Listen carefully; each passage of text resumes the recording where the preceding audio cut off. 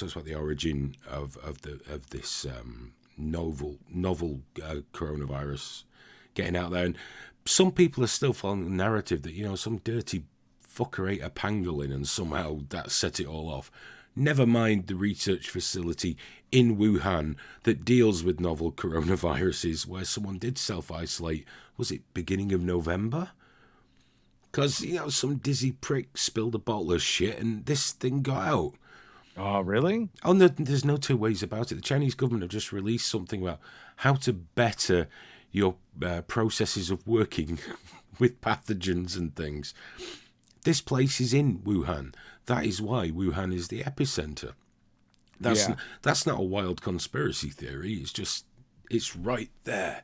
Well, I mean, what you have here in the U.S. is you have a president who's doing something on purpose. And President Trump is purposely referring to this as the Chinese virus, much as all of the countries battled back and forth over the Spanish flu, and there's a million names for that as well.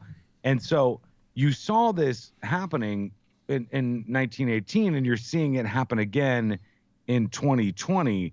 And you have all of this sort of disruption that's done on purpose to distract people. Now, in terms of what people are saying in the UK, if you said Chinese virus, if you said this came from China, would people be weird about it, or would that be fine? In real life, fine. Again, online people, who knows? But to be honest, who cares?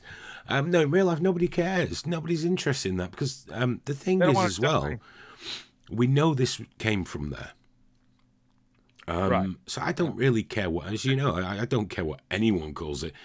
But the fact is now we get the conspiracy theories that China released it on purpose. But this is going to have a long-lasting impact on China and its economy.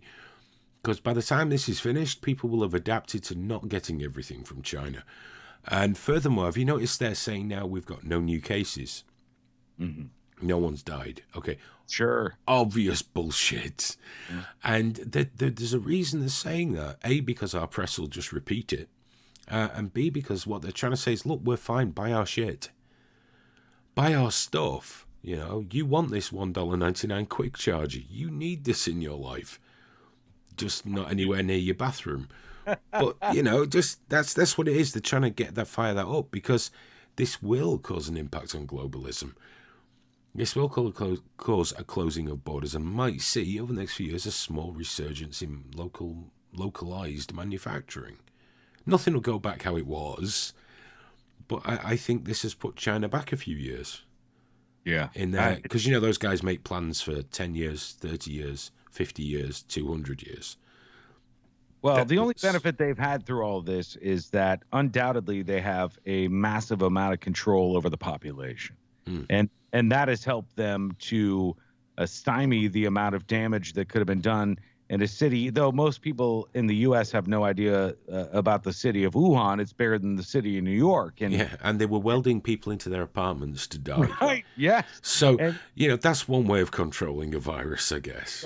Well, I got to tell you what the weird thing was we were sitting here watching this start to spread, and it still seems so far away.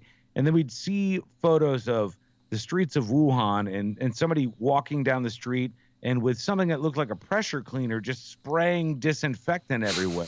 Yeah. Did you see one where he came in an office building and did it? Yes. But now we're seeing that here. That happened in our office. Yeah. They didn't have any pressure sprayers, but they just got a company to come wipe everything. Yeah. If they come in, well, have you seen the ones from Italy now where they've got the temperature, the thermometers, basically they press on people's foreheads? Yeah. You'll know it's bad when those thermometers are replaced with captive bolt guns. Oh boy. It'd be just like slaughtering cattle. Let's just check your temperature. They're doing that. They're doing that already here in the U.S., but it's all rectal thermometers. Everywhere we go. Just you hit an intersection. You've gone to a different place than I was going to say, how girthy do these thermometers feel? Big. Do they have both hands on your shoulders or just one? Yeah, man, you beat me to it. Wrap your ankles. You pray for the best, and Son of a bitch. You hope it's not open. Beat me to the both ends, Joe.